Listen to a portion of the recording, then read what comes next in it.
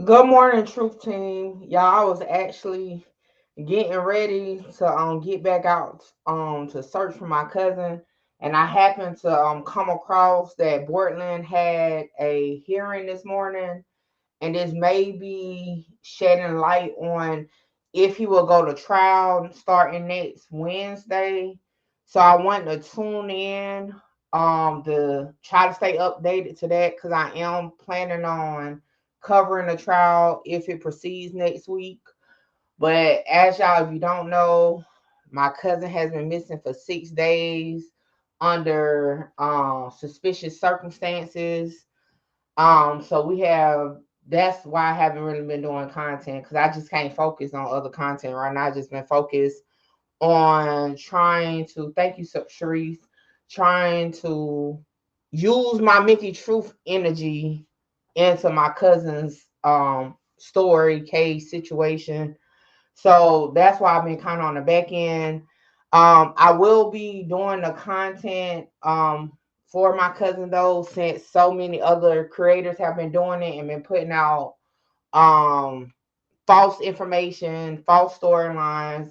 And I get it because, I'm a blogger, I'm a YouTuber. I get how it goes. But I have to utilize my platform to try to put as much accurate information out, just like if, you know, I was doing just a regular story. Good morning, Leah. Good morning, Chris. Haitian K. Good morning. Um, so yeah. So y'all give me 1 minute. I'm gonna be right back. I gotta walk away from the computer for a second.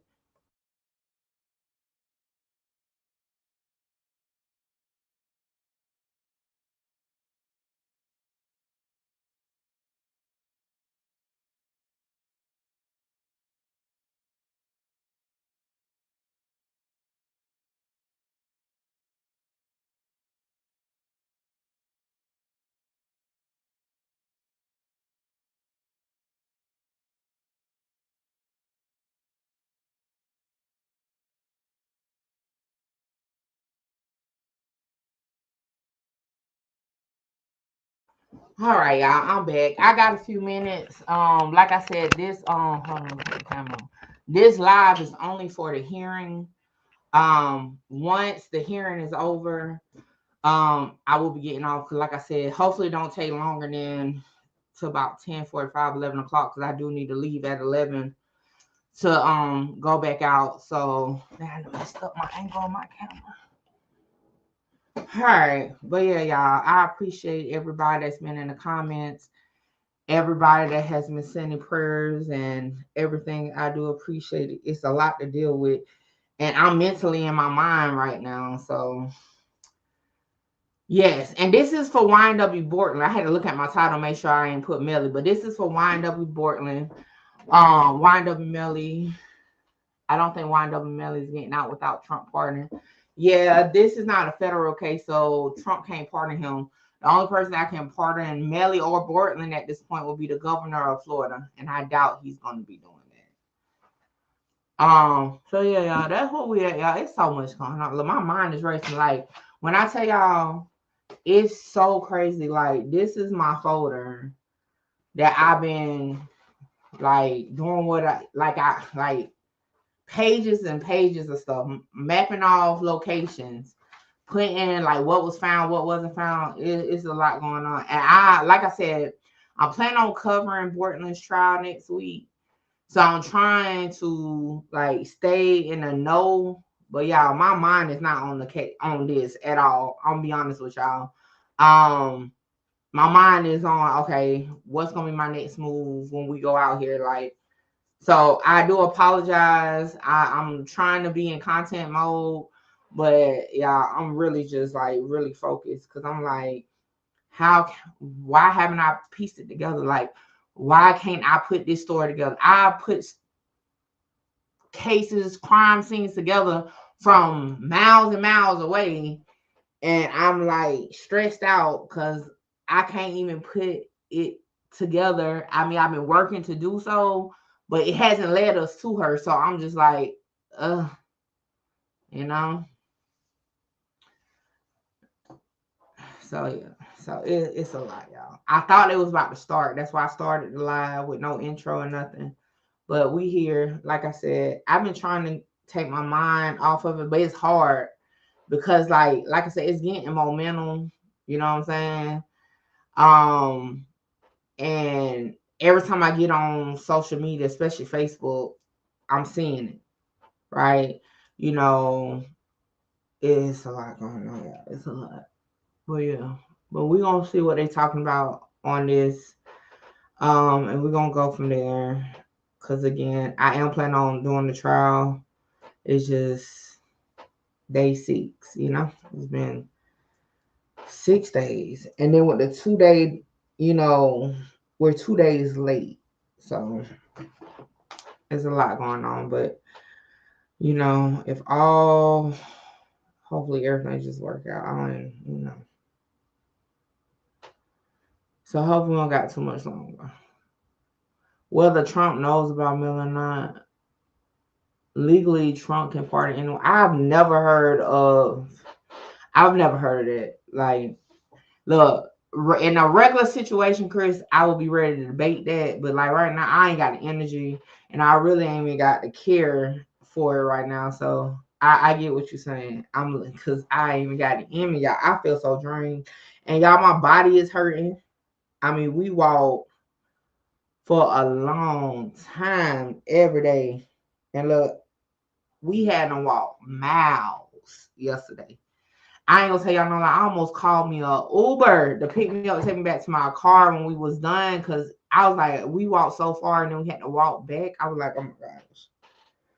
My cousin happened to just be driving and came down the street that we were on. I was so happy to see him. I was like, please drop me off to my car.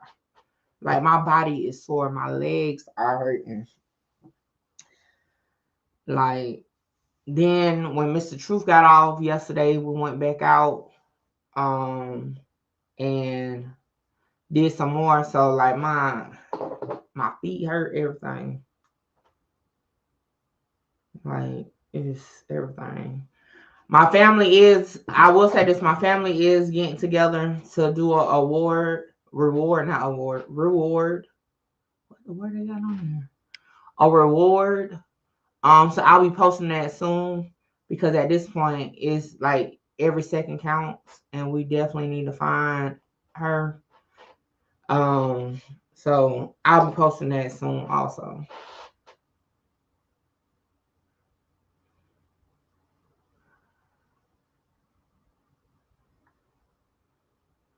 I appreciate all the bloggers and stuff that has been reposting my cousin's story.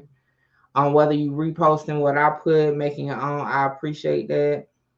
Cause like I said, never know who may watch you. They may not know who Mickey Truth is, and by them watching you and you talking about the story, can help us get more eyes on it. Right now, it's all about reaching as many people as possible. Cause that's what's important. We just like, it's right now. Just feel like we at every blog, you know. What's up, Keenan? Keenan said, do you think they will live stream his trial if he goes to trial next week? Yes. The fact that they're doing his hearings let you know they'll do his trial. And this week I was supposed to be working on content to refresh us on the situation, because we have always covered it from the Melly standpoint. Remember, it never was ever a time where Bortlen was supposed to be tried before Melly. The whole plan was always Melly to be tried first. Thank you, Asman, and then Bortlen. So the fact that now, that's why both sides of the defense and the prosecution want to wait until Melly's situation, but they're not doing that. Good morning, disrespectfully mixed 99. I like that name. I don't know what just happened to the feed though, and what's that?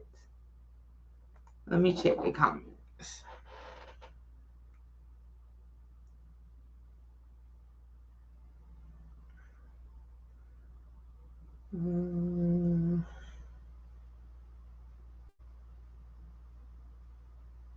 So I think that's just the screen they're on, because I don't see that they said anything.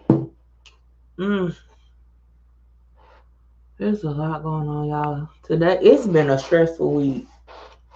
A stressful week. And it started off like okay because it was my best friend's birthday. You know, she had a party. Like I supposed to get my hair done tomorrow. I ain't even took my braids out yet. I might have to reschedule because I don't even know I'm gonna have time to take them out or the energy to take them out. Oh, there's a lot going on. My birthday is a month away. There's a lot. There's a lot.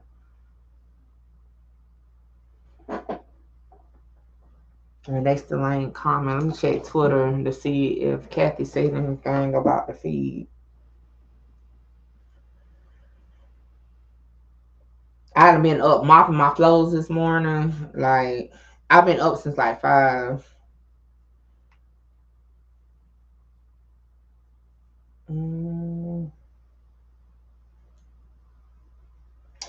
All right, so 15 minutes ago, she said the hearing is scheduled for all day and into tomorrow if needed. Cortlen Henry, aka YNW Bortlen, is YNW Melly's co-defendant. He is charged with murders. Henry is set to go on trial this month. We'll find out this week if that's really going to happen. So I don't know. So I don't know what's going on, y'all. Like I said, I got a few minutes, so I'm just gonna let this ride out, see what happens. I don't know why that screen is like that, but hey.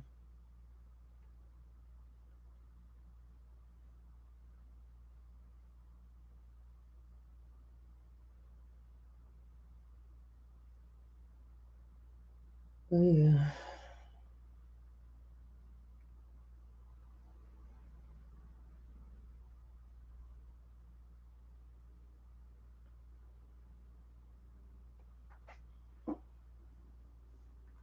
Yeah, so when I got to go out, I'm gonna leave my live up because like I said, I do y'all know I like to catch all the content, you know what I'm saying?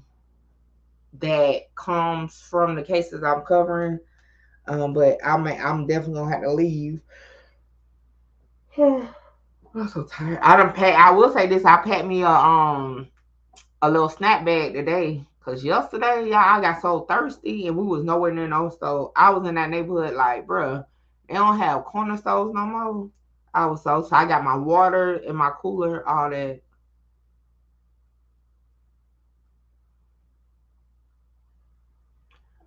I saw that Trump part of NBA YoungBoy. Yeah, that was because that was a federal case. Yeah. See, the president can't just come pardon like state cases because then you're stepping on the toes of the governor. So that's why they're only like limited to federal pardons, and then like state pardons will be the governor's choice.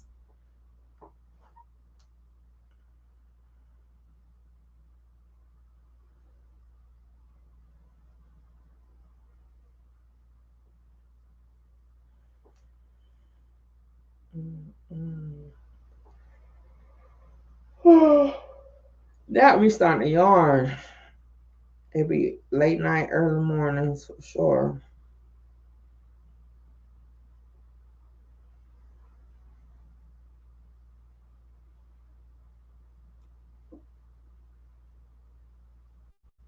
Right, Chris. The judge didn't want to push it back, go, but they're gonna be battling it out this week to figure it out. That's why. Bottom of my page 2. Oh, they back. The case on the top of page 2 is 19-1871 CF10A. The case on the bottom of page 2 is 23-10643 CF10A. I've got Mr. Griffiths, Ms. Collins present for the state, Mr. Haddad, Mr. Nascimento present for Mr. Henry. Mr. Nascimento, I know you got to run. See Judge Siegel. I set today and tomorrow for all pending motions. Let me put a couple things on the record. And then I'm happy to listen to any evidence, witnesses, or testimony each side wants to present. Just save your arguments to the end. And then when we get done with the evidentiary portion today, if we're going to continue on to tomorrow, that's fine.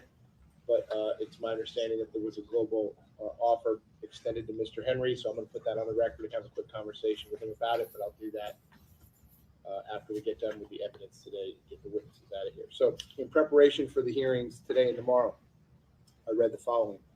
Number one, the defendant's motion to suppress statements of Cortlen Henry that was electronically filed December 5th, 2023. I read the state's unopposed motion for relief from the trial order dated July 8th, 2024. That was electronically filed August 25th, 2025. I read state's memorandum of law in opposition to defendant's motion to suppress statements of Cortlen Henry, as well as the attachments contained therein, which are transcripts. I couldn't find this one filed on CMS, but I assume Mr. Haddad got a copy of it.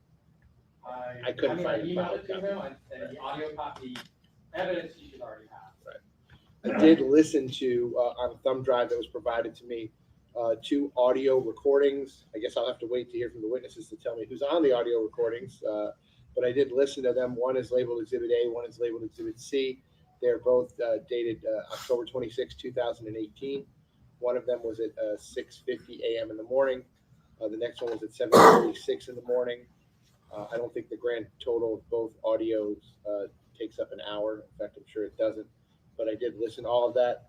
So I did also read all the authority that is cited therein in all the defense pleadings and in all the state's pleadings. Again, to repeat myself, I will let each side present whatever evidence, witnesses, or testimony they would like to present. With regards to any of these pending motions, I'll just ask you to save your arguments until we're done with all of the evidence. And then I'll give you a ruling as to all of them. I know we're set for tomorrow at 9 o'clock, and I know we're likewise set for trial in both cases, 9 o'clock next Wednesday, which is September the 10th. So that being said, state, whenever you are ready, you may proceed. Both cases is crazy. They would call, on the motion to suppress, they're going to call Detective Jordan Cox, Officer Jordan Cox.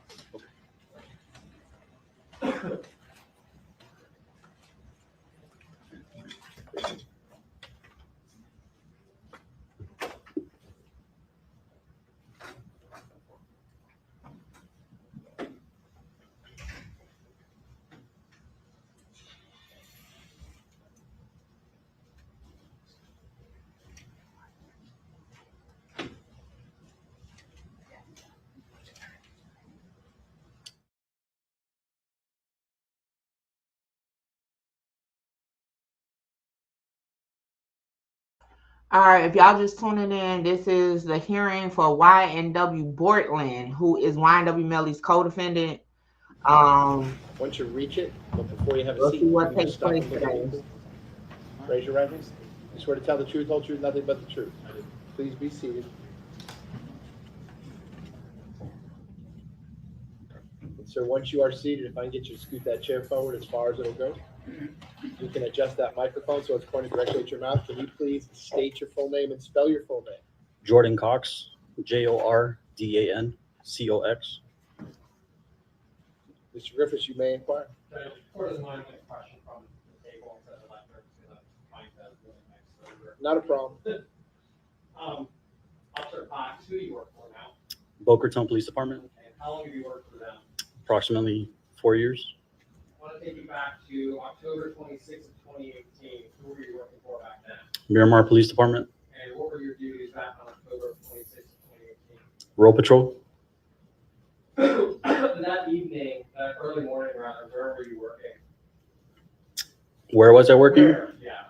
The city of Miramar. Any sites in particular, any locations in particular? No, I was on FTO, so I was kind of roaming around the entire city. Did you have an occasion to be called over to a group to the Miramar General Hospital? I did. And what brought you to that location? The detail officer put over the radio that there was 2 victims that were shot at the hospital. When you arrived on the scene, what did you observe? I observed the SUV parked underneath the emergency bay with bullet holes all over it, and there's a black male subject sitting on a bench. Did you know who that black male subject was? At the time, no. Did you later identify or learn who he was? Yes. Who was that individual? Cortlen Henry. Do you see Mr. Henry in the courtroom today? I do. You could identify him by some clothing that he's wearing? That day? No. Or just yeah. now? Just now, yeah, based off him and his tattoos. Okay, so do you see him in the courtroom today? I do. Where do you think you could identify him? He's wearing a red jumpsuit. There's record reflecting identify Mr. Henry. Okay, the record shall so reflect. You may proceed. At any point in time, did you have a conversation with Mr. Henry? I did. And what did that conversation consist of? Upon arrival, I pretty much asked him what had happened, what was going on. Based off, he looked like he was in distress sitting on the bench. So just trying to figure out what was going on. What was going on? What was going on around you when you first started talking to him? We had medical personnel coming out of the hospital, trying to extract the victims from the vehicle, get them inside, and apply aid to them. Were there any other officers present? Yes. Do you know how many were present? I don't recall. Do you recall where they were? The Like where they were standing? the officers. Yes. I had my FTO next to me, Officer Luna, and Jessica Amengor. She was standing outside the emergency room. So it was just you and Officer Detective Luna who were talking to Mr. Henry? Yes. How were you dressed? How were the both of you dressed? Road patrol uniform, Miramar Police insignia. If you could just briefly, what was your conversation with Mr. Henry?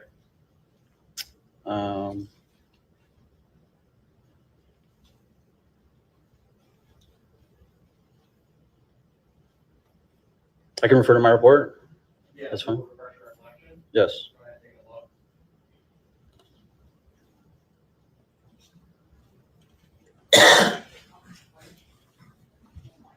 Oh, yeah. Yeah. So based off the what I observed with the vehicle and the victims, pretty much asked them what had happened, what was going on, where did this occur, how did this occur, just to get basic general information to provide to the detectives that were going to come on scene. Did he provide you that information? Yes. Did he tell you where approximately this incident, where the two individuals in the vehicle were killed, that occurred? Yes. What did you do with that information? I provided it to the detectives that are right on scene. Approximately how long were you speaking with Mr. Henry? I don't recall. Long period of time, short period of time? Approximately about an hour. And the entire conversation, where did that take place? In the outside emergency bay, and then he was either admitted. He was either admitted to a room, or they took him into a room, and we spoke to him in there as well.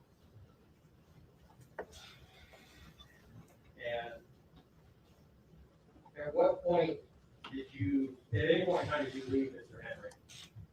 I did. When did you leave? When I had finished talking to him. Were there any other officers present when you left? I would say another officer took my role and stayed with him when I left the room. Yes. And do you know when the detectives arrived? I don't.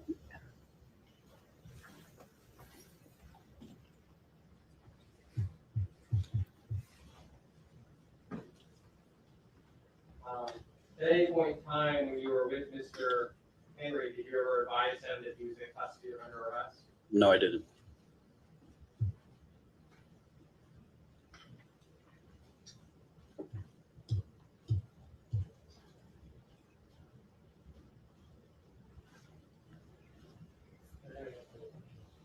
Okay, cross-examination. Good morning. Good morning. You proceeded to the Miramar Hospital because it was dispatched, Yes, sir. and it was dispatched to all units. How many police cars ended up being there? I don't recall. Good amount. Fair amount, more than a few. Yes. Someone said it was like a whole Miramar Police Department spot because of the two deputies there. Anybody on duty that night? I wouldn't say everybody, because there's a whole city to patrol. A good amount of units were there. If you could give a guess, was it more than 10 policemen there? I don't recall. How many do you recall? I'm sorry. How many do you recall? Approximate? Yeah. When I arrived on scene, it was just about 3 or 4 units on scene. 3 or 4. By the time you left, how many were Probably 10 to 12. there? 10 to 12. Okay. Now, let me ask you this. When you arrived, you saw the deep office. It had a couple of people in Correct. Okay, and Mr. Henry was out in the car? Correct. You know, if a police lady, excuse me, person in charge of the emergency room had to sit on the bench awaiting the arrival of the police, I don't recall. but nobody had extracted the body yet, correct? Not that I saw, no. Was there an investigation into the cause of death ongoing? I don't recall. Did you investigate the cause of death? I did not. You asked Mr. Henry what happened, correct? Correct. And he told you what? That he and his buddies got shot at in Fort Lauderdale. They were leaving a party. But then you say that he advised that an unknown vehicle drove by and fired multiple shots that he was driving. Is that what you report? Correct, on the highway. Yeah, okay. And you said, he told you where it was, and your report notes that units responded to the area of I-75 Miramar Parkway, looking for evidence of the shooting. Units were unable to find any casings or shattered glass, correct? Correct. That was, what time, did you direct them to go to the area you were shooting? I did not. You know who did? I do not. He told you, when he told you the area to shoot, you noted it here, correct? When you say that, I'm sorry, repeat? Your report notes the area of the shooting. Does that come from something you heard from Mr. Henry? Does that come from a compilation of the other reports? It's what Cortlen Henry advised to me. Okay, did you pass that on to the detectives or to anybody else? I did. You dispatched it over your, No, radio? no. What? I spoke to the detectives. Okay, did you tell anybody else this is where the scene was? Not that I recall. Did you go to the scene? I did. You did? To, I did, yes. Did you go look for evidence of the shooting I did. before the detectives arrived? After they arrived. Okay, did you find anything? I did not. Did you report back to the detectives, you didn't see anything? Correct. Who was with you when you were doing that? Multiple Miramar police officers. Okay, the detectives hired you over at the hospital? Correct. They were not looking, correct? Not that I recall. Thank you very much. Based on that, any redirect? No, yeah. All right, state is the witness excused. All right, so you missed that now. Thank you very much. While he's doing that, state, you may call your next witness.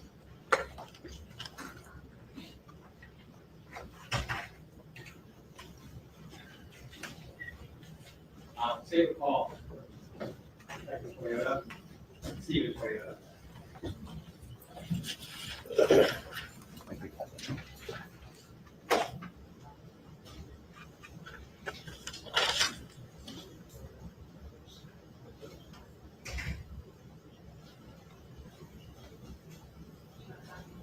Huh?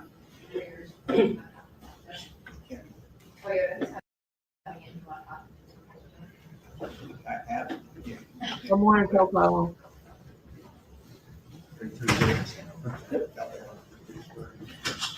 Sir, if I could have you come all the way up to the witness stand, please. Once you reach it, but before you have a seat, you can just stop and look at me, please. Raise your right hand. You swear to tell the truth, whole truth, nothing but the truth. I do. Please be seated.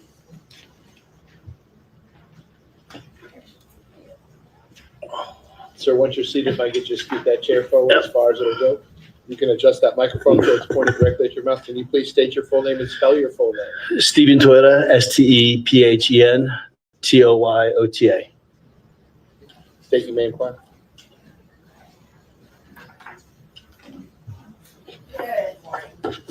Good morning. Capital Dynamics, it's a global investment firm.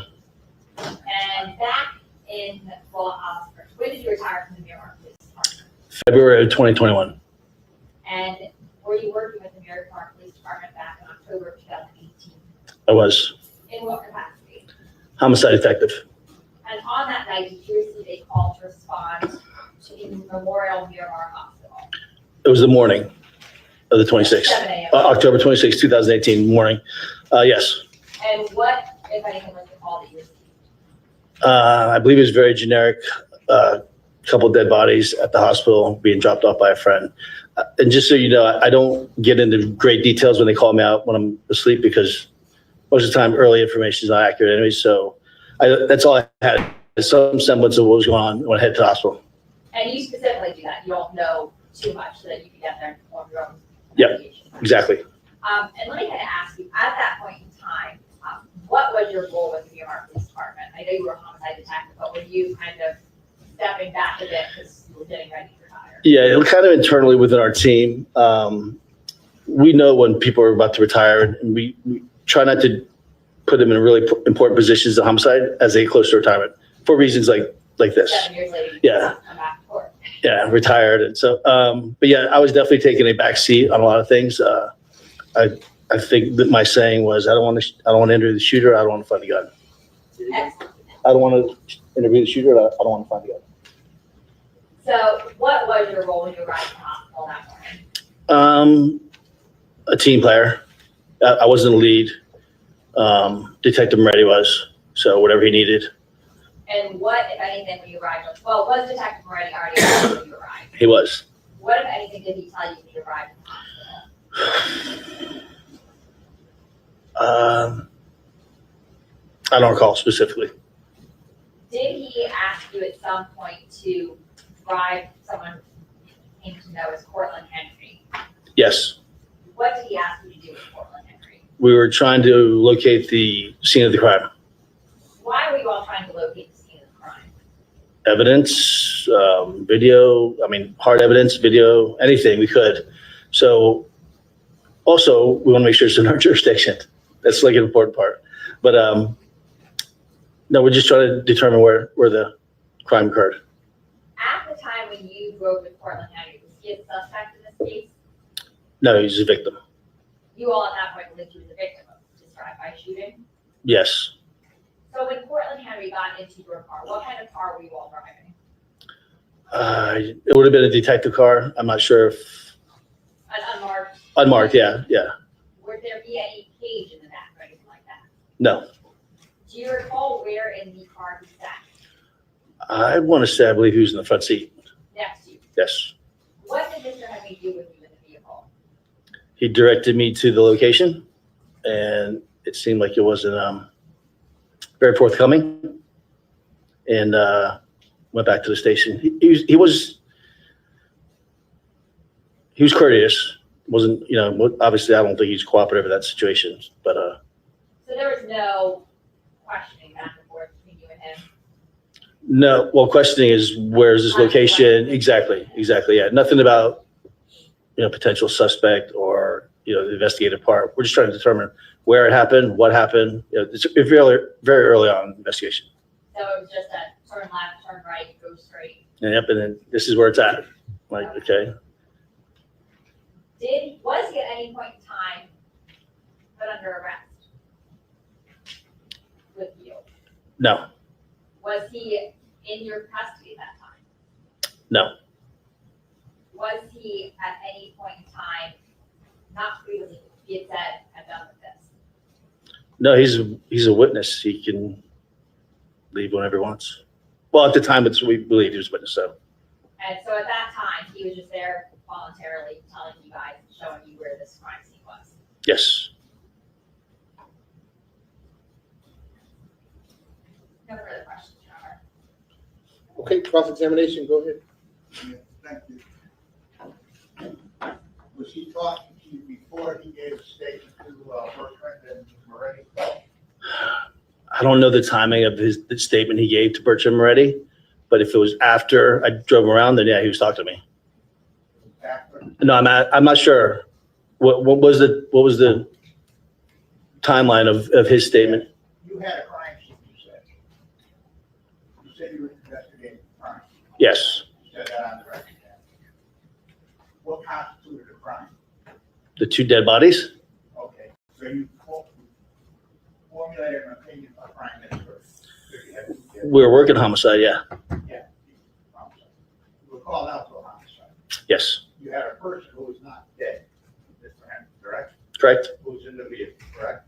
Correct? You're trying to ascertain what happened. Yes. Do you know whether or not police officers had already looked for the scene based upon what had happened with the guy, when he told another police, the lady at the hospital or another person? I'm sorry. She said, Whether or not he encountered with the first police gave a location for the shooting that was already investigated? I don't remember. You don't remember? I don't. You weren't told anything about where it may have happened? I may have been. I just don't recall. All right. So what did Moretti tell you? Take him and see if you can find something? Yeah, he was, even if, and I don't recall specifically, but even if somebody thought they were, where the crime scene was based on what he had told them, we're still gonna do a drive-by in person with him. So you wanted to go back and look to see for the scene, Try to find the exact location of the scene. and you drove there. Yes. That was at the direction of Moretti Uh, or Bortlen? it's kind of a gray area at the direction. We work as a team, so yeah, it would have been, Moretti is the lead detective. You weren't the guy in charge, Moretti was. Correct. Because you were getting ready to retire. That was the plan, yeah. So Moretti said, hey, I want you to take this guy and go see if you can find out where this happened. Yep. Is that a question? Huh? Was that a question? Yeah. Yeah, yes. Okay, and so Moretti directed him to you. What do you mean by that? Directed him to me? How did you get into the police car? You said to him, come on in the car? I believe it was mutually, it was discussed that he's going to show us the Wait, location of the crime. This guy knows where the shooting happened. Take him and look for it, correct? Sounds about right, yeah. Well, who was you with, Moretti and Bortlen? Not sure. Where was he when you first encountered him? I met him at the hospital. Whereabouts in the hospital? I don't remember. Did you make any notes of where he was? You don't have that, do you? I do not. Okay, so you put him in the police car and you drove him somewhere, correct? Yes.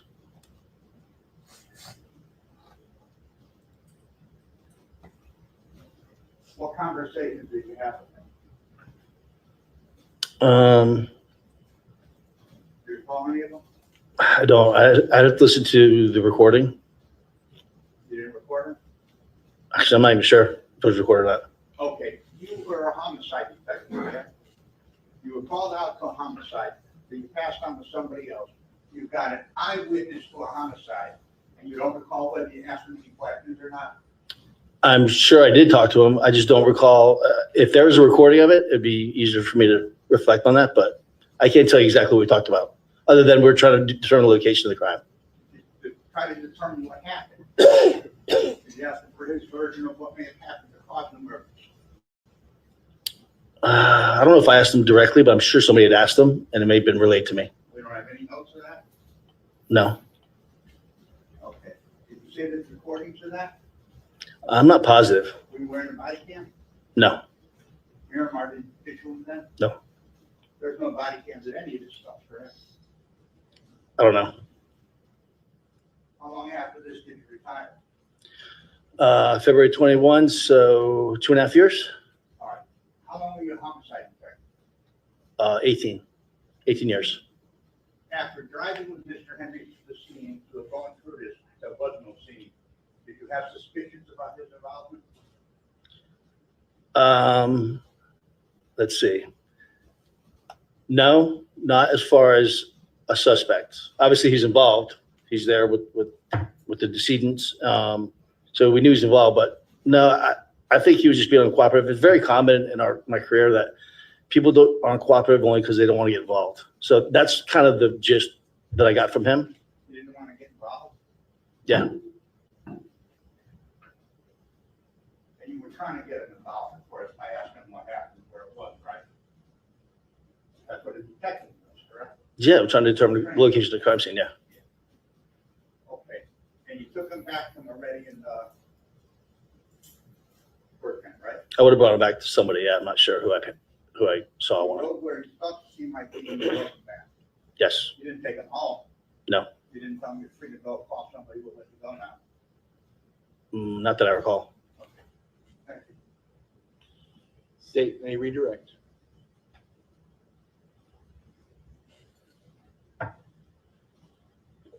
No, Your Honor. Okay, Detective, I actually have a question for you. Sure. Let's say you drove out to wherever you were going And right before you got there, Mr. Henry had said to you, hey, you know what? Changed my mind. I don't want to talk to you. I don't want to talk to anyone. I would like to get out of the car right now. What would you have done? Let him go. State, based on my question, do you have any additional questions? No, Your Honor. Defense, based on my question, do you have any additional questions?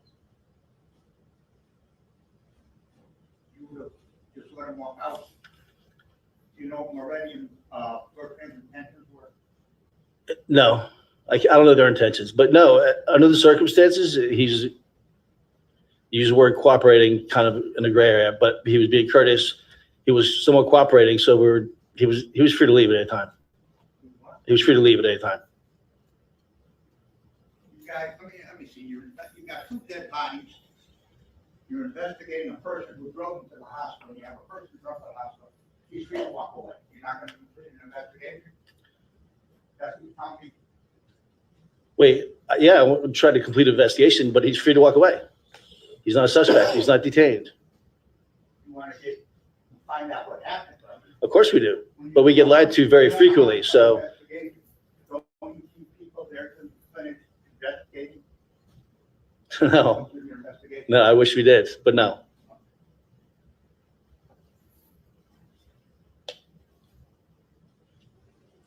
Recall what your conversations were with Moretti or Bortlen about him?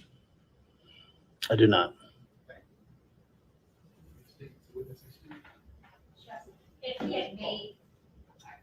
he had been subject to any questioning by you, as an 18-year homicide detective, that you would have noted in your report, correct?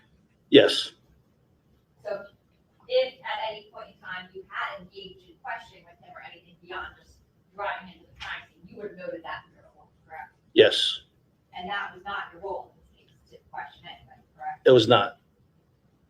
You were, not individual, but like road patrol Yeah. officer at that No, point. I was there for support. At that point in my career, I was not trying to get in the lead. No further questions, Your Honor. How many police besides you and Bortlen and Moretti? At the hospital? Yeah, I have no idea. it was already a crime scene established there when the first people that arrived, correct? I believe so, yeah. Yeah, you had a big crime scene tape, everything else where the truck was. You had, what do they call those people who take pictures, crime scene investigators there and everything? Yeah. They were all there. No question about it, correct? When I showed up, I'm not sure they were all there yet. Because we're all getting called out. Huh? We're all getting called out, so Called out the whole town, right? I don't know who they called out. I mean, You were all calling, all the detectives were there. You know the crime scene people were there, correct? I do not know if they were there at the time.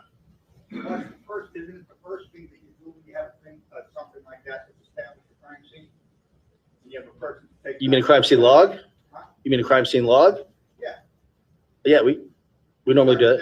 I don't know. You know when it was done, correct? No, I actually don't know for sure if it was or not. Okay. He is, Your Honor. Thank you, Judge. State called Detective Mark Moretti.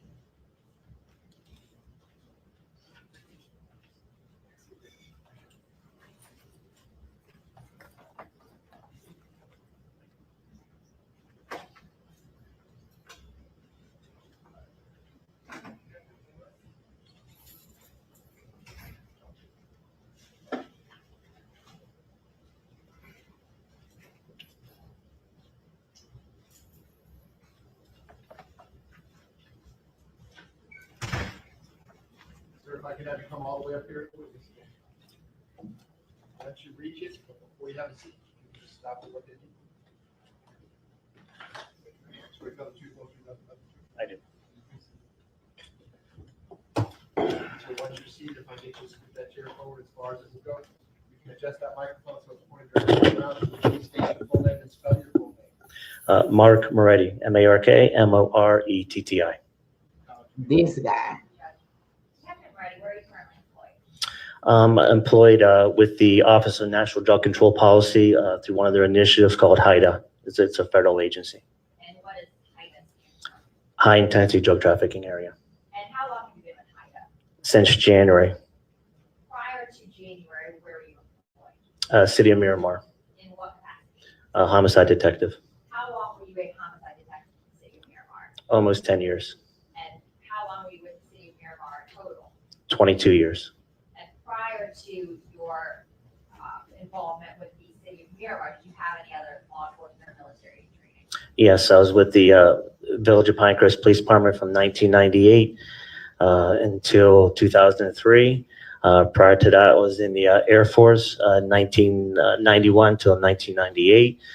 Then the Coast Guard Reserves from 2003 until 2017. Served as well as listed as well as a commissioned officer. So, well over 20 years of law enforcement experience at the time of this investigation. Yes, And now on October 26, 2018, were you still working in your capacity as a homicide detective in the city of Miramar? yes. What is the call that you received that night? I was When I required. say night, it's dark out, early morning hours. I was called to respond to Memorial Miramar Hospital reference a double homicide. Two individuals were inside of a vehicle that were apparently victims of a gunshot. And did you yourself arrive at the hospital? Yes. What, if anything, were you told when you arrived at the hospital? I believe when I got on scene, I made contact with the supervisor, then later got in contact with Detective Bertrand because it was his week to be on call, so he was technically the lead. He called me out because he was soon to retire in less than a year, and he did not want to pick up another case. And so I, agreed to come out and help him. And when you arrived on scene, did anyone kind of brief you as to what was going on? The on-scene supervisor briefed me. Then once I got with Detective Bertrand, he briefed me on what he had at that point. And what were you told was going on at that point? An individual arrived in the entrance to the emergency room. It was a gray Jeep. The gray Jeep was still there. There was two victims. Both died of multiple gunshot wounds. Then they were later transferred to inside the ER. I believe that's where they were officially pronounced deceased, was inside the ER. The vehicle was still there. It was secured so no one can go in or out of it. Nothing could be touched like any other crime scene, because that's all we had at that point. That was technically our crime scene, even though we didn't know where this incident had occurred. We just knew that this vehicle came to ER with two dead bodies. Now, this individual who came to the ER with two dead bodies, who was that person? It was Cortlen Henry. And do you see that person in the courtroom today? Yes. Can you identify him by an article of clothing and his location? Red jumpsuit sitting next to Mr. Haddad.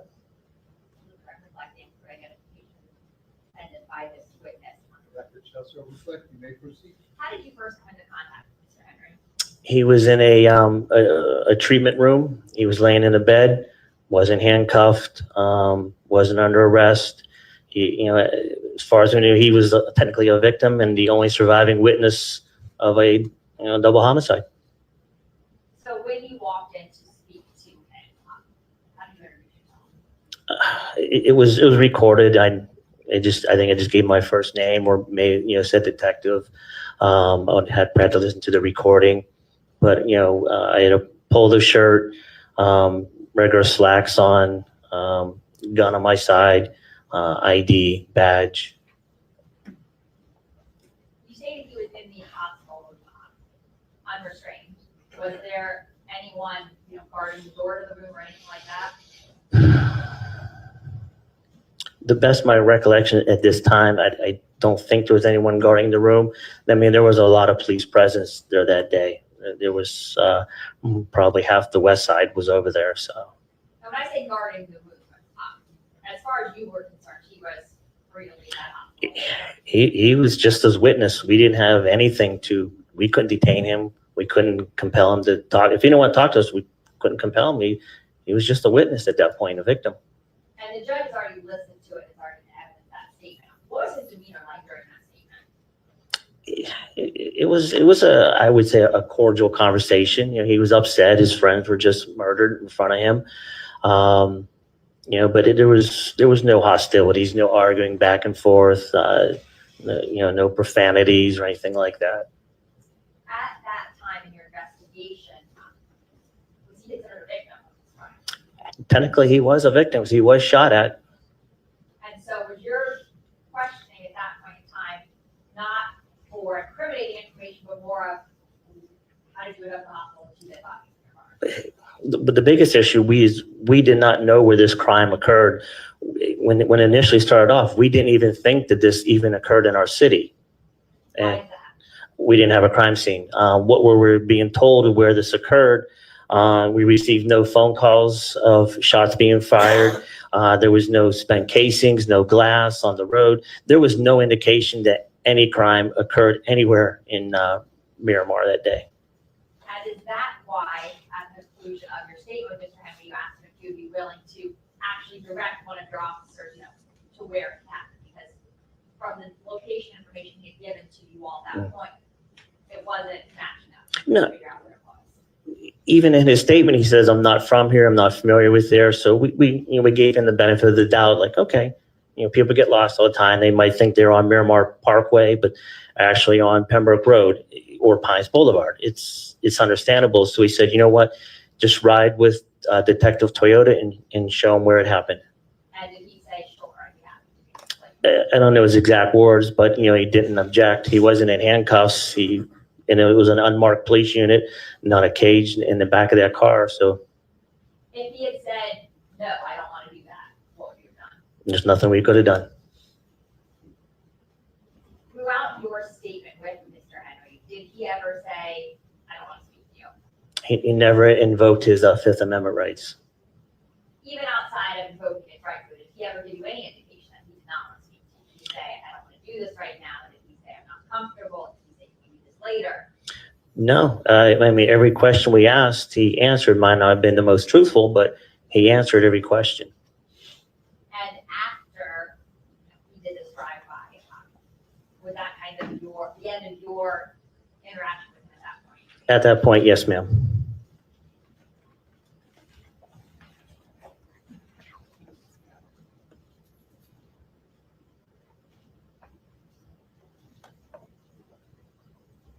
Now, after that drive-by, did you then go speak with Mr. Henry at another point in time? I'm sorry, can you say that again? After that initial statement with him at the hospital, did you then speak to Mr. Henry at any other time? When he was arrested in Houston, we did fly down to Houston to try to speak with him there, but he wouldn't speak with us then. He definitely invoked his right there. And it's not because at that point in time he was a suspect and wasn't for arrest. Correct.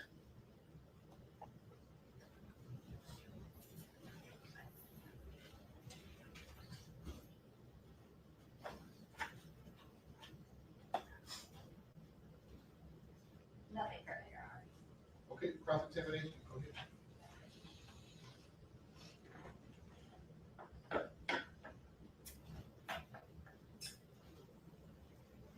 All right. Good morning, sir. Now, let me see. You said when you got there, you already had a crime scene, correct? At the hospital? Technically, Secured. the car was secured. That means there was evidence, tape line, and all that stuff? I'd have to refer to the crime scene photos, but I believe they did put crime scene tape up around the vehicle. I'd have to look at the photos. All right. Was, crime scene investigators there from your department? Yes, They were already starting their work? I believe so. What time did you arrive? About 6 o'clock. In the morning? Yes, sir. And how long Mr. Henry been there? I believe he got there, at 4:35? So that's an hour and a half. How many cops were there? You would have to look at the crime scene log, but there was a significant amount. What do you like to admit? Well, it is. He's in Washington right now? I don't think that many. The only truly way to answer that question is look at the crime scene log to see who was there. I don't want to give you a number and be wrong, but Let's say it was a significant police presence in the hospital, correct? yes, sir. You had 2 dead bodies and you had an investigation going on. You had crime scene there, you had the vehicle involved right there, correct? Yes, sir. Mr. Henry was sitting down in the hospital. He was in a room with a hospital bed. The heart rate monitor was on him. Basically, looked like he was receiving treatment.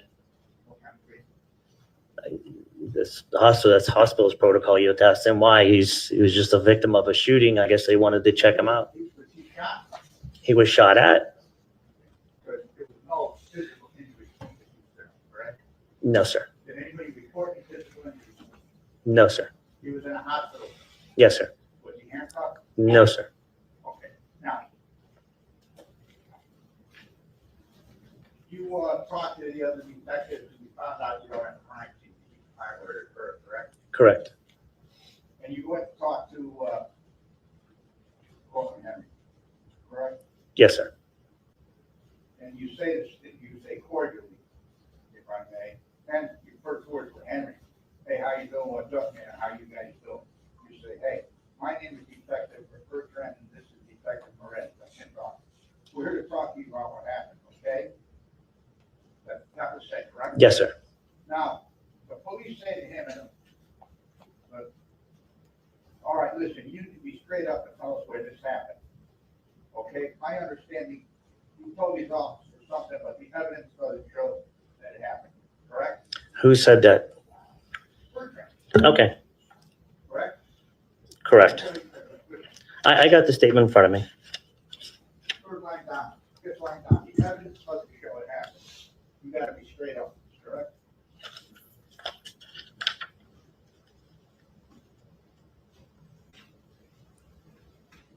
Yep, that's fine. Yeah, you're right, sir. Yeah, the evidence doesn't show that happened. You're confronting him with the fact that he's misrepresented something to the police, correct? Yeah, but You're saying it doesn't add up, correct? correct. You're confronting him, now that's obstruction of justice, isn't it? No, Listen, did you testify in trial that you had enough to arrest him at that time? You testified to Mr. Palestine that at that time you had enough to arrest him. I can find the transcript. I would like to see the full transcripts on that because I don't remember specifically saying that we had enough to arrest him at that time Yeah, okay. at the hospital because we didn't even know if this crime even occurred in the hospital. So for you to come in here and say that, it sounds like you're trying to put words in my mouth again. Okay, you give me false information according to you, right? He is giving me false That's information. a crime. It is. It's a misdemeanor. You've got two dead people that's giving you false information. You confront them with the fact that he's giving you false information, correct? Sir, I do not want to arrest on a homicide for a misdemeanor charge, and then we got the speedy trial You issues. want to arrest for a misdemeanor. Okay. You want to arrest for something more important, correct? Correct. And you're telling him he's lying to you, correct? Correct. Okay. You're accusing him of committing a crime. And how many policemen were around? In that room was just Detective Bertrand and I. How many were out guarding the room, guarding the hospital, meandering around, doing whatever you cops do?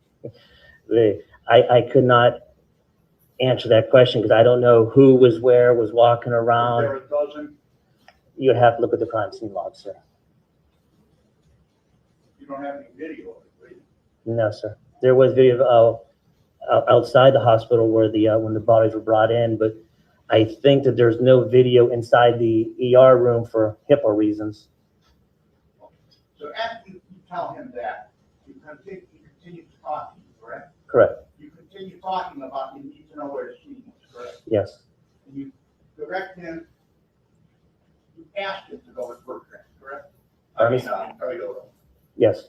How did you ask him? You'd have to refer to the statement. No, I'm asking you. You tell me how you asked him. Would he mind showing Detective Toyota where it occurred? You already know you lied about where it occurred.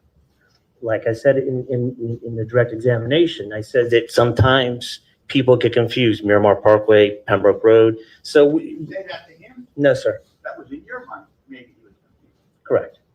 You were having him go with a detective. For what? To point out the location where, He already committed a crime by misrepresenting.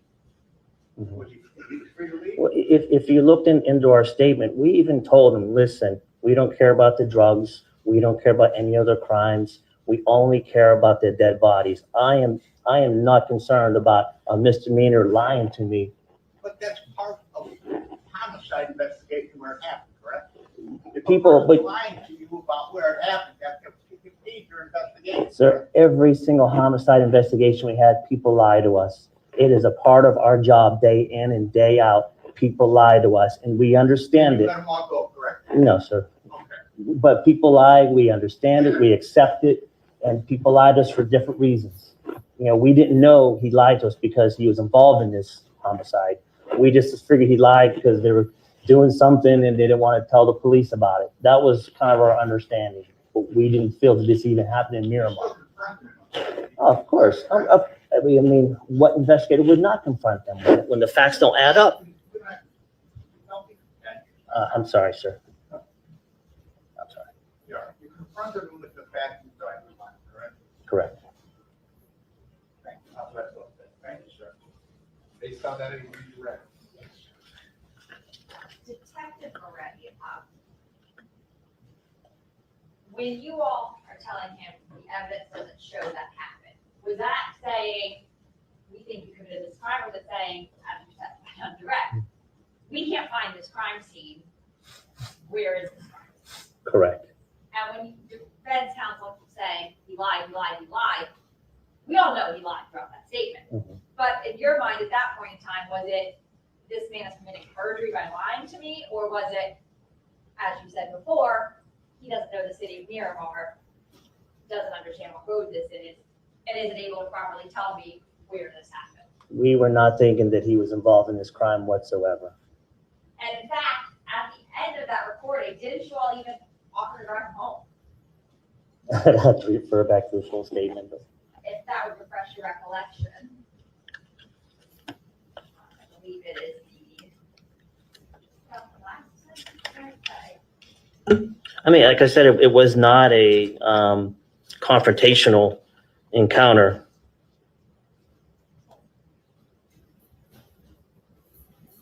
I don't know if I have the full statement here. Can I see your version?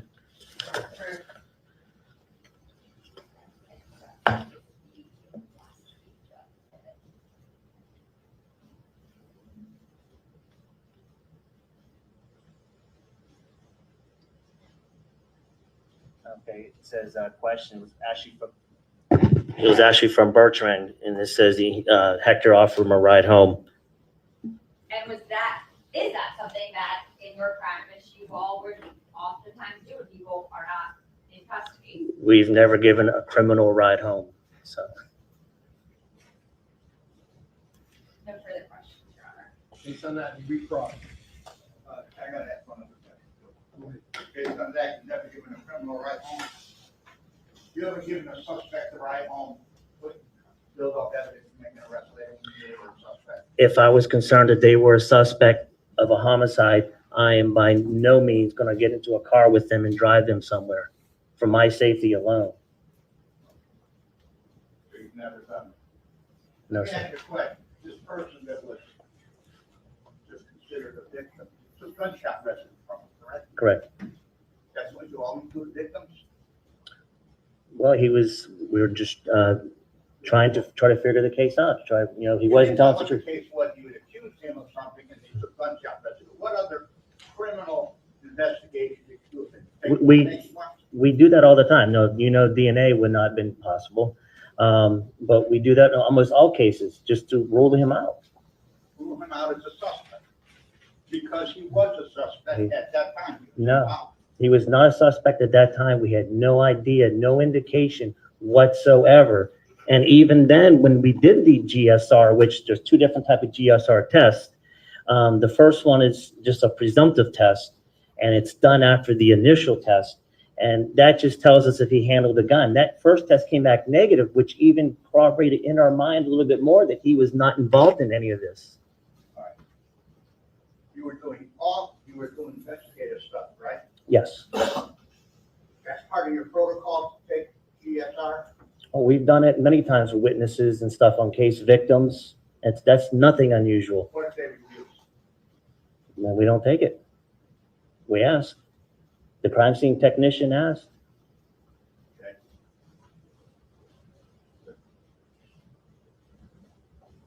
A crime scene technician went up to him and asked him for gunshot resident Yes, sir. test. Was that at your direction, I did not direct it, no. Bertrand? I do not know. You stunned your presence? I was there when it was done. You were there? I was there. How many other detectives counted? I couldn't even answer the question. At least Hector, myself, and Detective Bertrand. So he was in the presence of these three. Well, it is outside the scope, but over your objection, go ahead. There was 3 or 4 policemen with him, asking him to give him, let them test his hands, correct? Correct. And he thinks he's free to leave? I can't testify to what he was thinking, sir. What were the conditions of what a normal person would think, surrounded by police? Is he free to leave? Well, yeah, I'll sustain that one. I think that's the question. Any other questions? No. Thank you, Judge. Okay, state the witnesses. Yes, Your Honor. Thank you, Your Honor. You may sit down. Real quick, 5-minute restroom break. Real quick. We'll be in recess for 5 minutes. You want me to move, we have some evidence. Just before we let him go. I'll do this on the record, but Yeah, I will. That's why I just like, wait a second, we did it.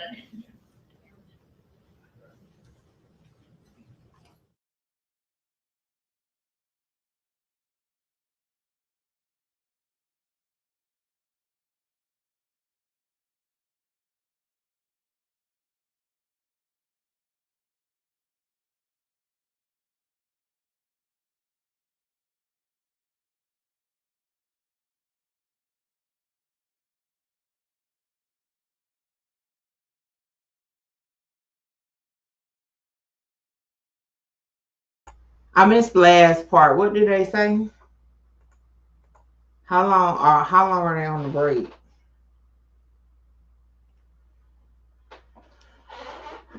I don't think it's over because they still got more emotions to go through.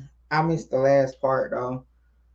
I was trying to get my clothes and stuff ready just now, so hold on. You were there? I was there. How many other detectives counted? I can't testify to what he was thinking, sir. What were the conditions of what a normal person would think, surrounded by police? Is he free to leave? well, yeah, I'll sustain that one. I think that's the question. Any other questions? No. Thank you, Judge. Okay, state the witnesses. Yes, Your Honor. Thank you, Your Honor. You may sit down. Real quick, 5-minute restroom break. Real quick. 5-minute break, y'all. They'll be back in 5 minutes. 5 minutes. All right, y'all know I'm moving around. And I'm about to be leaving soon. All right, so this is okay. So right now, like for those who have been following Melly case, y'all know they go for hearings to go through motions. Okay, so today is a motions day. Okay, so everything you're hearing is them going over motions. So the reason why they have, and I didn't catch what's the first motion they was arguing just now. I don't want to mess up where we at, but the judge said something about they're looking for giving him bond again, so that's an Arthur hearing. They had a motion to throw out his statements. This may have been what they was arguing just now about his statement. So that's what's going on today. By the end of it, because again, the judge is like, just like he was with Melly, like, no, we're gonna stay on track. Now they went to the Supreme Court for the Melly side of the case, but not the Bortlen side of the case, because a lot of the evidence was to pinpoint Melly as being the shooter. So it really didn't impact Bortlen side of the case. However, they never planned for Bortlen to be tried before Melly. So that's a hiccup. You know what I'm saying, for the case. So the judge is like denied their motion because both sides agreed to wait till after everything settled with Melly Supreme Court ruling and all that. But the judge said no, we're gonna continue. So that's one of the motions they're gonna argue. So it's a lot of motions, y'all. and I'm saying motions. Y'all know I'm country. Okay. Good morning, Nikki. Good morning, Nunu. So that's why you're gonna hear testimony. You're gonna hear a lot of going back and forth because that's what they're doing today. Trial is set to start less than a week from now, next Wednesday. And according to what they're saying, it's going to be for everything. It's going to be for the witness tampering. It's going to be for the double homicide. So it's a lot going on. Y'all know I'm gonna keep my live going. Although for those who don't know, my cousin is missing under very, very suspicious pretenses. We found blood in her car. So we are about to go back out and search some more. So I'm gonna be out and about. But again, I'm gonna leave my live going. While I was moving around, I had my headphones on listening from my phone. So I'm still gonna be tuned in. I am planning on covering the trial next week. Y'all know I have been covering the YNW Melly case for years at this point. So we're gonna continue. But it's just today I got a lot going on. Gogo says, so Bortlen going to trial first. Yes. And they never planned for Bortlen to go first. So this is a shift in the case. Bortlen does have an uphill battle, right? Thank you, TT, because we see Bortlen get in the car as a driver. We hear Bortlen say that he was there during the shooting. We see Bortlen pull up with the body. So it's a lot. And, you know, there's a lot going on. Thank you. I appreciate everybody. Prayers and concern. It's a lot going on. Like I said, I'm really not in a content mood. I'm trying to focus and, you know, listen in. However, my mind is elsewhere, to be honest. But you know, at the same time, I'm trying to do the best I can. That's what I'm gonna let this run. But yeah, my mind is focused on something totally else. Yes, it's definitely a complicated case. I don't think Bortlen will tell on Melly or tell on whoever, because I mean, it's been what, how many years since 2019? What, 7 years, 8 years, something like that. And he hasn't said anything. And at the end of the day, telling on Melly is telling on himself because he's still there. He was still there, right? So that's something I did hear the judge say something about they offer a plea. They didn't say he took one. I don't know what that plea consists of. They may get into it throughout the day, but that's kind of where we're at. Thank you, Coco. So y'all, it's a lot going on in my world, in my real life, everything. There's so much going on. And I was like, dang. And y'all know I normally don't even take so much. Y'all know weekends I don't be doing content. But now it went from just having a long weekend because, you know, my mom's death anniversary was on the 27th. My best friend birthday, my grandma's birthday, my goddaughter birthday. It was Labor Day. Took a couple days. And just at the end of them couple days when I was supposed to come back to do content, we found out about my cousin. So my whole algorithm on my page is just messed up right now. Like, but it's not, it's minute. It ain't the first time it happened. I'll bounce back from it because, like, at this point, I just don't have it in me.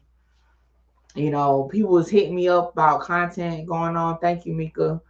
And I'm like, I don't know, y'all. I said, I'm focused on my cousin right now. Like, that's the only case I'm looking into right now is my cousin, okay? So, like, I don't know nothing about nothing going on with Young Thug, anybody else. I haven't cared a little, didn't, you know, all that, you know. So that's the only case I'm working on. And like I said, I wasn't even gonna do content on that, but it's just, you know, other, and I guess because I'm the blogger in the family, so I understand it because I've done it myself, even though I don't be all, but I have pieced together a story to the best of my ability based off, you know, my assumptions. So now it's just, we're in that situation where people are piecing together their own storylines and it's not true, but you know, so I'm like, okay, I am a content creator. I am a blogger.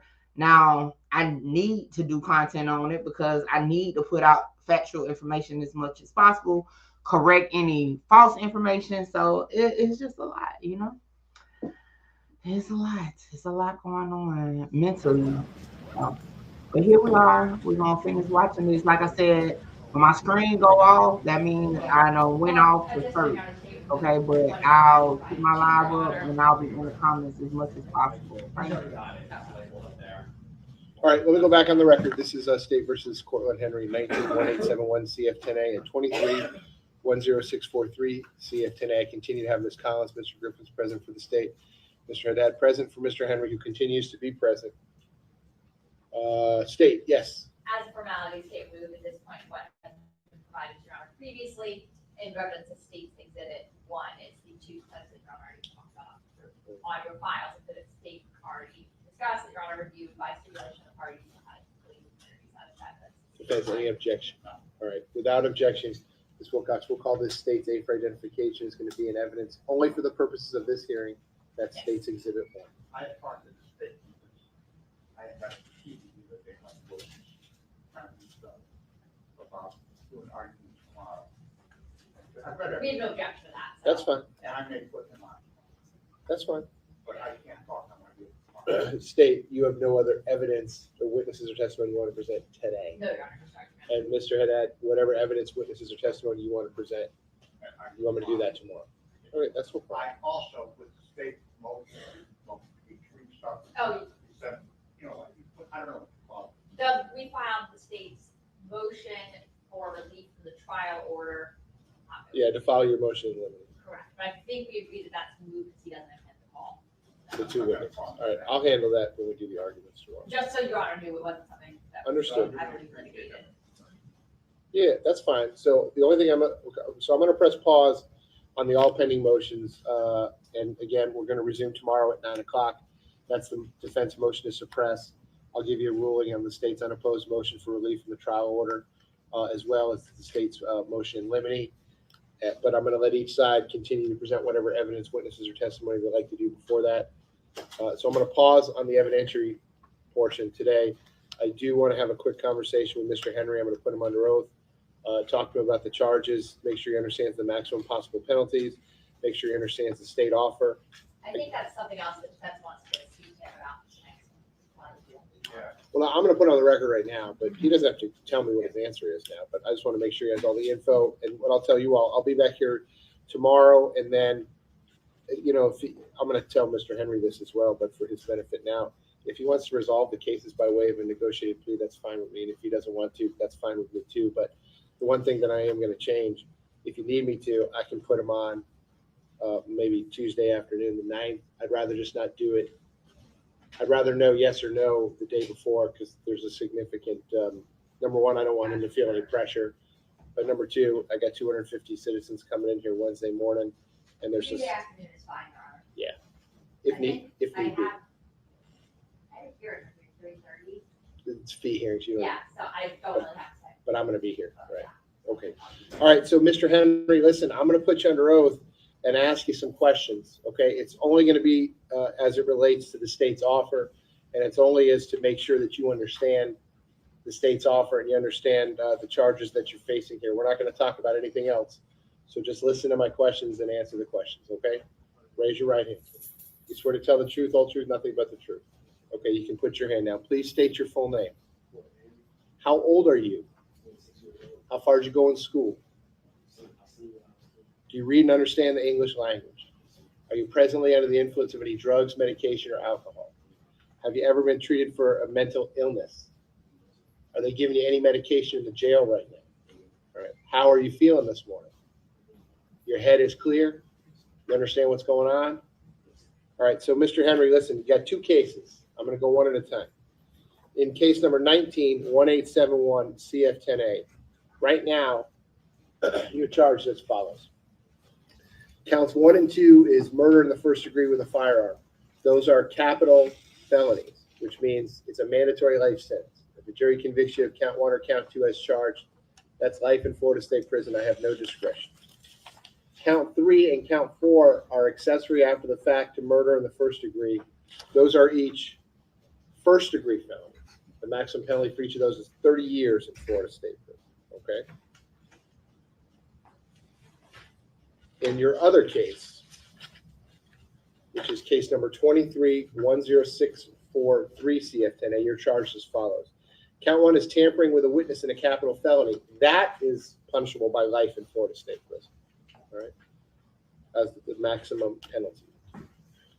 Count 2 is directing the activities of a criminal gang. That's a first-degree felony punishable by life.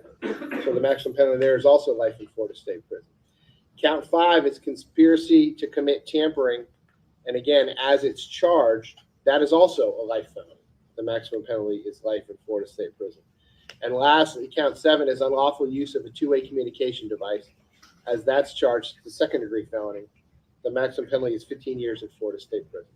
So right now, as to all the charges that you're facing, the maximum possible penalties are as follows.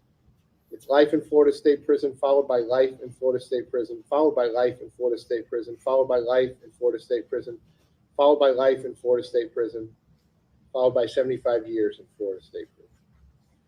Do you understand the charges and the maximum possible penalties involved? Okay. So, Mr. Henry, the state is telling me that they're extending an offer to you, and the offer is as follows. In case number 19-1871 CF10A, they're going to null process or drop counts 1 and 2, both first-degree murder charges. Okay, and in exchange for that, as to counts 3 and 4, in that case, the accessory after the fact to murder in the first degree, you're going to plead no contest to both of those. And as to the 4 counts in case number 23-10643 CF10A, you're going to plead no contest to all 4 of those counts.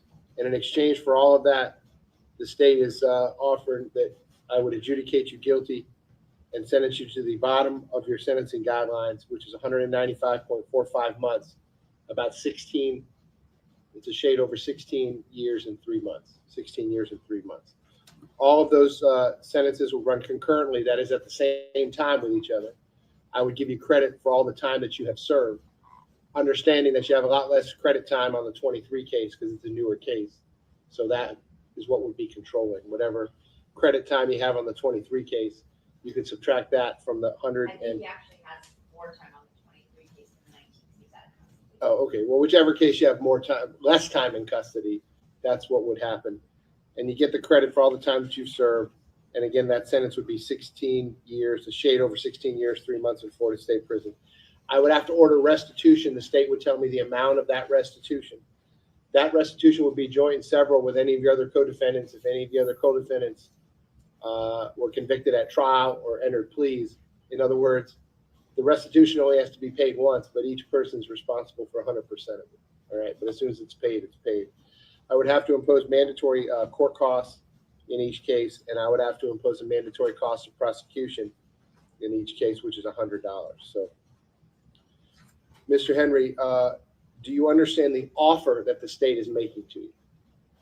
Okay, the 16 years, 3 months, and a shade more. So I'm going to pause on it at this point, Mr. Henry. It's going to give you some time, whether that be tonight or also over the weekend, to talk to your lawyers about it. Make sure they answer all your questions, talk to your family about it so you can make a decision as to what you want to do. Now, let me explain this to you, sir. I can't make the state make you an offer, and I can't make you accept any offer.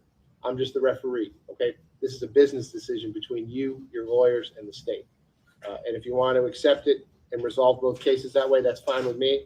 And if you want to have a trial in both cases, that's fine with me too. It doesn't matter to me in any way, shape, or form. But whether it be tomorrow, when I see you tomorrow, and then Ms. Wilcox, she already has tomorrow at 9 o'clock, that'll remain on. But I'll put them on both cases as well next Tuesday, which is September the 9th. Let's just call it 1:30 in the afternoon. September the 9th at 1:30 in the afternoon. We'll call it trial status in both cases. That's when we're gonna have to finish this conversation, Mr. Henry, and you're gonna have to tell me that either that you understand the offer that the state's making, that your lawyers have answered your questions about it, and then you're gonna have to tell me what your decision is, whether you want to accept the offer or whether you want to reject the offer.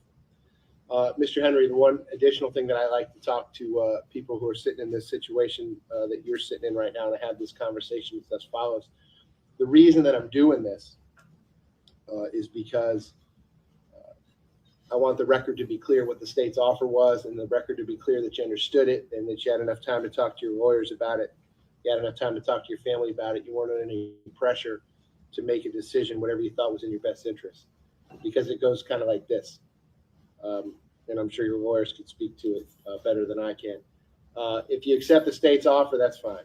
And again, if you don't accept it, that's fine too. But if you don't accept it, and one of these trials doesn't go your way, and you end up with life in Florida State Prison, which is a mandatory sentence on a lot of these counts, usually people in that situation, then they'll file what's called a motion for post-conviction relief, and they'll say, hey, Judge, my lawyer never told me. I didn't know that I could resolve all this for 16 years and 3 months. And if they would have told me that, I would have done it. And now I'm sitting here with a life sentence. So that's the reason I'm having this conversation now. So the record is going to be crystal clear on that issue. If it doesn't go your way, that argument's not going to be available to you to come back and say, hey, my lawyers didn't tell me about this, or I didn't know about this. So that's why I'm talking to you about it now. So, Mr. Henry, do you have any questions for me about the maximum possible penalties involved or what the state's offer is to you as we're talking about it right now? Okay. All right. So I'm going to pause on that part of the conversation, and we'll finish that other part of the conversation either tomorrow or next Tuesday afternoon. I'm going to leave you on for tomorrow, all pending motions, which is September the 5th at 9 o'clock. I have one other matter that I need to handle prior to that with Mr. Gibson and Mr. Percio. I don't imagine that's going to take too long. And then I'll be right with you all tomorrow. And then Ms. Wilcox, we're going to put both of Mr. Henry's cases on Tuesday, September the 9th, 1:30 p.m. We'll call that trial status, and he remains set for trial in both cases on Wednesday, September the 10th at 9 o'clock, understanding that if we go forward with the trial, it's going to be on the murder case, the 19-1871 CF10A. State, is there anything else that you need me to do regarding Mr. Henry today? Mr. Haddad, anything else you need me to do regarding Mr. Henry today? Okay. All right. So we'll press pause at that point, Mr. Henry. I'll see you tomorrow at 9 o'clock, which is Friday, September the 5th. Ms. Wilcox, does that otherwise conclude the FT docket for today? Okay. So the FT is otherwise going to be in recess until tomorrow, which is Friday, September 5th. At 8:45 a.m. I hope you all have a good rest of your afternoon. All right, Mr. Court Reporter. That is it.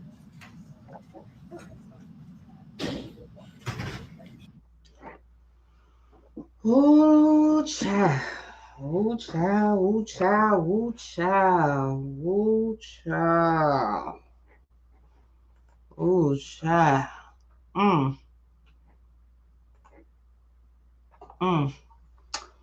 All right, because I got to get moving, so let's talk about it.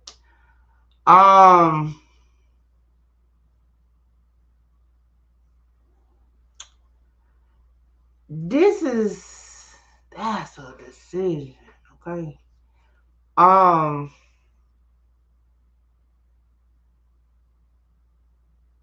The offer is good. I'm not even gonna lie, okay? The offer is good because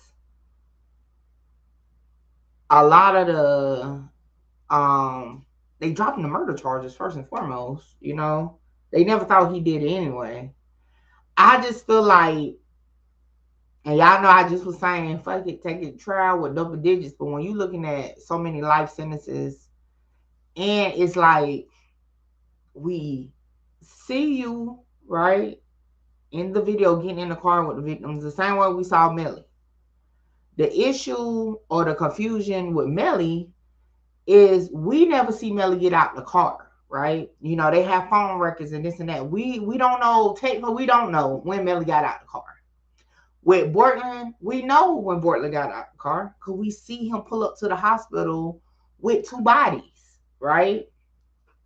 We heard his interrogation, or not interrogation, his statement saying he was driving, shots fired, so he put himself there. And I feel like that's a gamble on people's thoughts to take that to trial. If you have an option, to do 16. So, and I didn't hear them say anything about you have to testify against your co-defendant. I didn't hear nothing about no cooperation for those who run to that, okay? I'm not looking at none of that. Like, I'm not seeing that. They didn't mention that. I just feel like it makes more sense because at the end of the day, whatever happened, whether it was Melly or was somebody else or whatever, you're definitely accessory after the fact, point blank, right? And a lot of people don't know how to separate it, right? And could find you guilty. It's a setup to take the deal. He looking at 10 years with time served. He ain't been in, I think what he did like a year or something. He ain't do a lot of time like Melly. So yeah. Said Melly didn't get out the car at all until after the shooting. We don't know when Melly got out the car. Like, I'm not even about to go, like, I'm not in the mood to even have a debate about it. We don't know when Melly got out the car. At the end of the day, we don't know. Nobody, no witnesses have said when they saw Melly. Is no solid evidence of when or if Melly got out the car. Where he got off the car is only assumptions based off the state story. I'm not going down that road today. I'm just not in the mood for it. Okay. So at the end of the day, like I said, we don't know when Melly got out the car. But again, this is about Bortlen. We know when Bortlen got out the car. At the hospital with the two bodies. You know, we know when Bortlen got in the car. At the studio with the two victims plus Melly. You know what I'm saying? So again, I feel like 16 years is better than life. Because at the end of the day, you know, what happens with the witness temperance charges? I think he was going to plead no contest or something. Now, again, yeah, I'm not in the mood today. Hold on.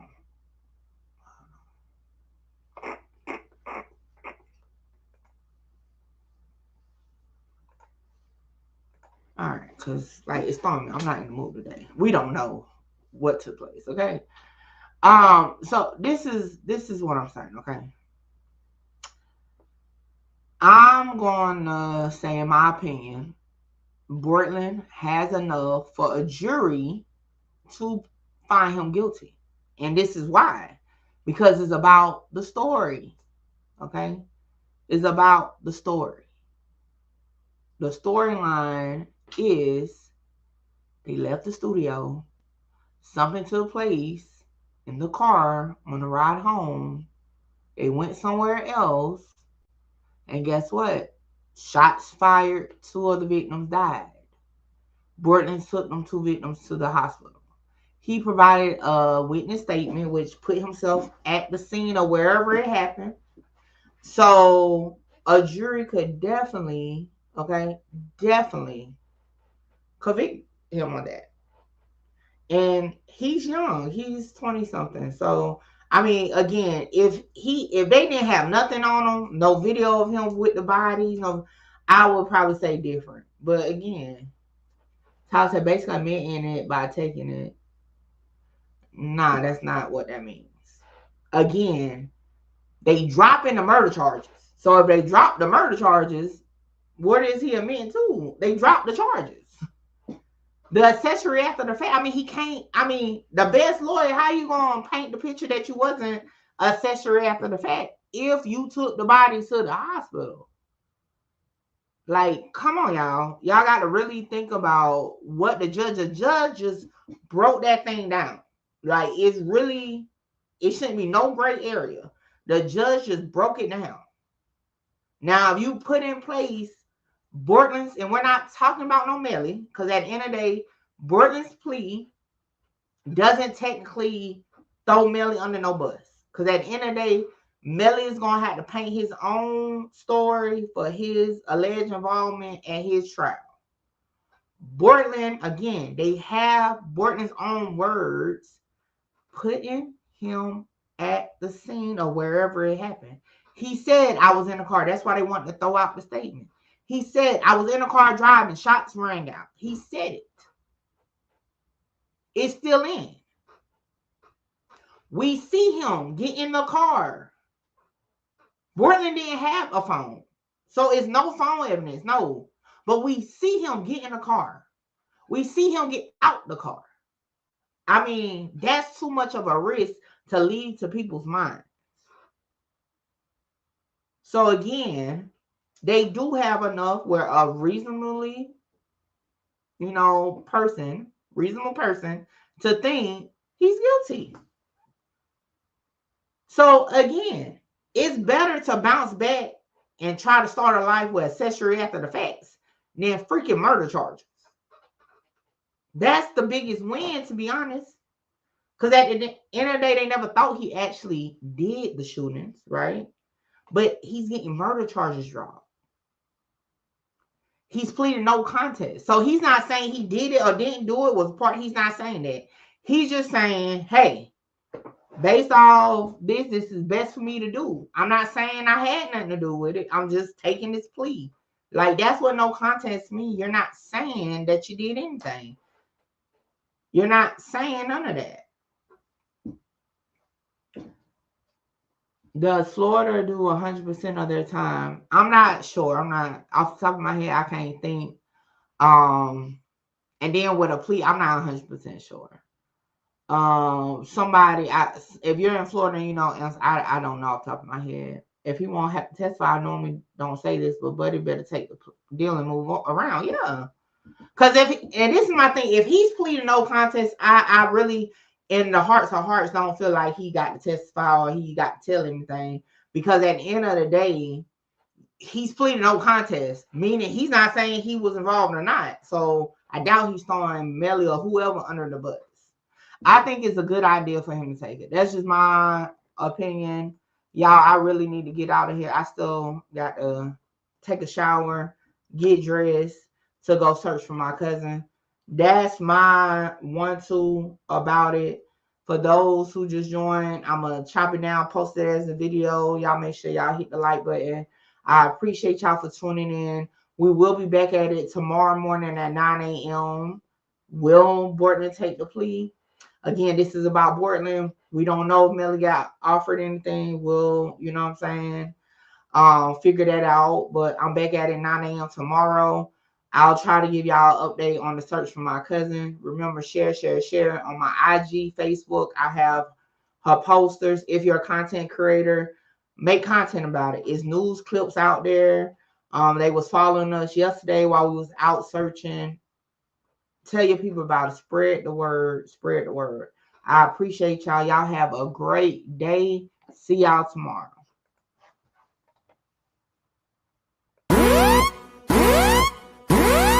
Hold on, wait, before I go, y'all make sure y'all tap in with me to book your slot. A lot of y'all be hitting me up on Instagram and the email wanting to just talk about content, whether you're an up-and-coming content creator or somebody just got questions about cases or whatever. Book your consultation with me now. The information is on the screen. Hey, make sure you get your slot, because my slots be filling up fast. Mickey talks the truth. I got truth on my mind. I got truth on my mind. I got truth on my mind. Truth on my mind. Hey, listen, you are now rocking with Mickey Truth. She live up to her name, not the fame. So make sure y'all subscribe to her channel and stay updated on what's real. Bye. Good reporting ass Mickey. We love you, Mickey.